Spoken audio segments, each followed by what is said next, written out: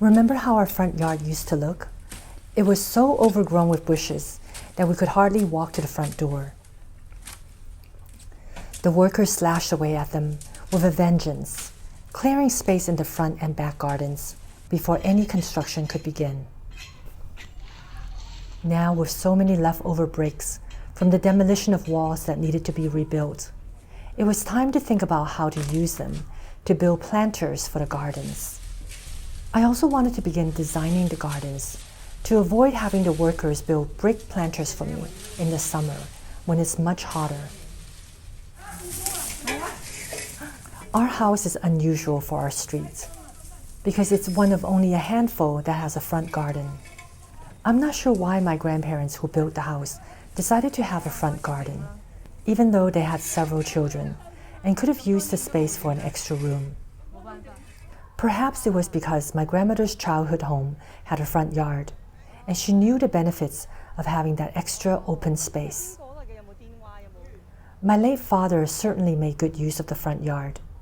I remember many evening gatherings with him and his colleagues from the now closed Zhongshan Iron and Steel Factory where they worked.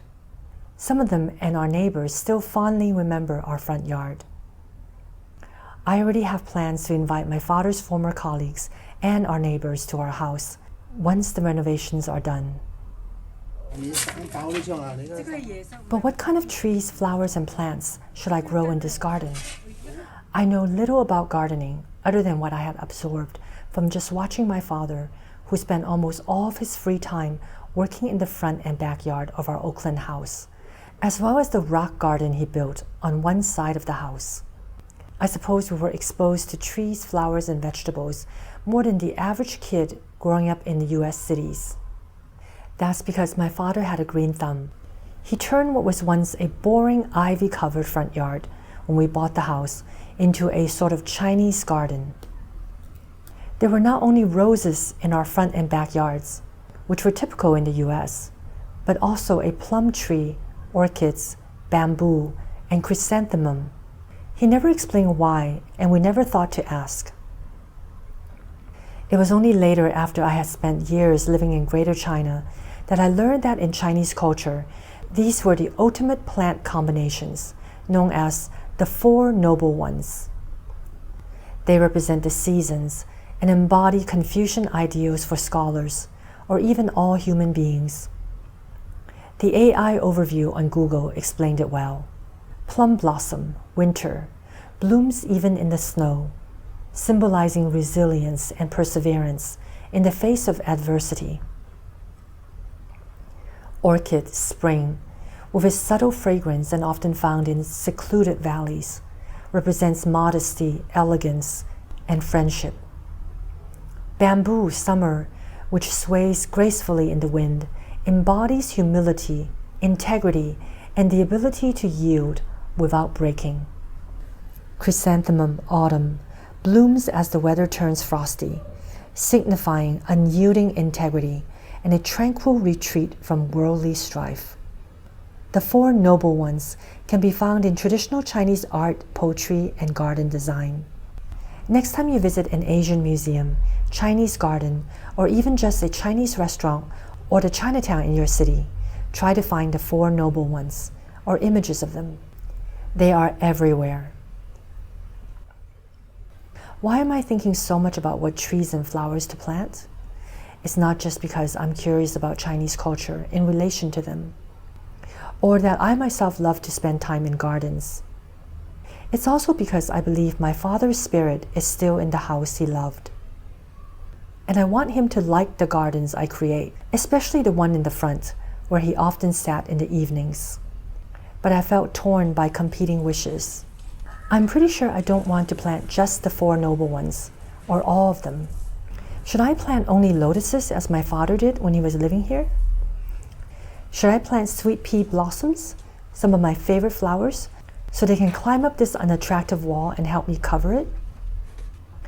Should I plant a big egg flower tree in that corner for shade and privacy?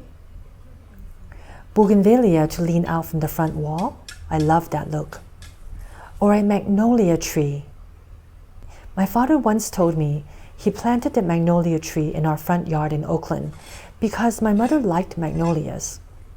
It was only recently that I realized the trees outside her childhood home were magnolias. All of them have been removed, supposedly because they were diseased.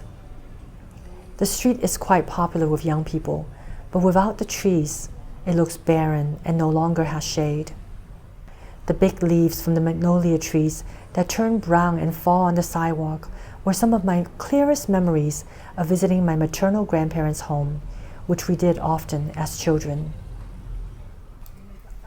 I still can't decide what to plant, so I'm afraid I'm ending this episode undecided. But I've learned a few things while asking around.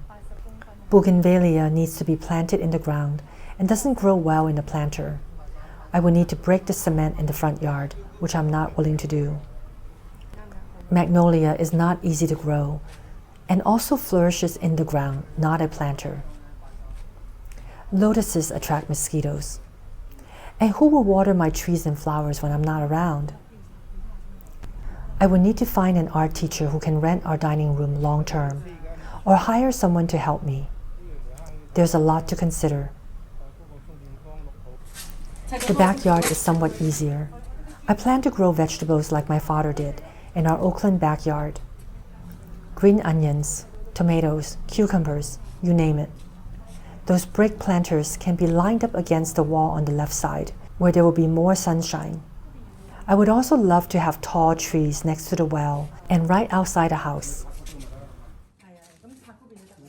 Anyway, so this little backyard is so cute to me, at least. I'm gonna fix it up and have plants all around it. And notice this little wooden window.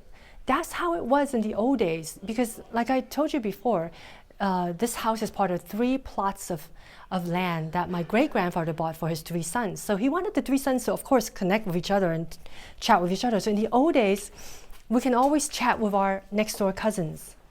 And I mistakenly thought those 2 pictures in there were like my great uncle and aunt's pictures, but I later found out from my cousins who are now in Hong Kong that they're not related. They rented the house out later when they moved to Hong Kong. The workers have broken the concrete when they were trying to find the best route to connect our sewer pipes to the sewer main under the street. With loose soil in the ground, perhaps I can plant a banana tree, which I love. Would that look good with the shape of our house? Would an apple or lemon tree, like the ones my father had in our Oakland yard, look better? Dad would be happy, and so would the neighbors, because I would have apples or lemons to share with them. I would love to hear what you think of my front and backyard ideas. I'm not just saying that. I really need your knowledge and advice. Thank you to those of you who not only liked, saved, and shared my videos, but also gave me encouraging comments and useful suggestions. Sorry I haven't had a chance to reply to many of you, but I will find time to do so soon. If you like this episode, please tap the like and subscribe buttons and share this video. Have a great weekend. See you next week. 夏天好曬啊！我仲有棵樹遮下，陰啲啊。咁點樣種棵？一桂花樹都好大㗎，桂花生到好大。但係個根會唔會影響到？唔怕，桂花幾好。桂花唔怕㗎。咁點啊？但如果啲骨個窿好，因為咁細骨。